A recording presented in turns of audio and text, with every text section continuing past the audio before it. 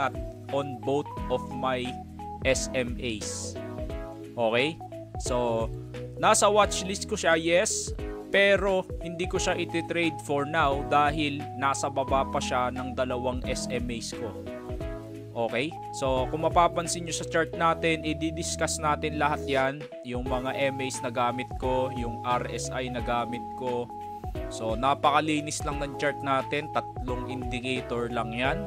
So, ang gusto kong mangyari dyan is umangat siya dyan sa MA. Okay? And then, dyan siya mag-hover. Pero in the big picture, kung titingnan natin si Doge, siya pa rin ay uptrend. Napakaganda pa rin ng chart. Why? Sa previous videos natin na discuss natin ang power ng all-time high. So, ang previous resistance nito is 4.44590. Kapag hinigitan niya yan, for example, ang mangyari dyan is like this.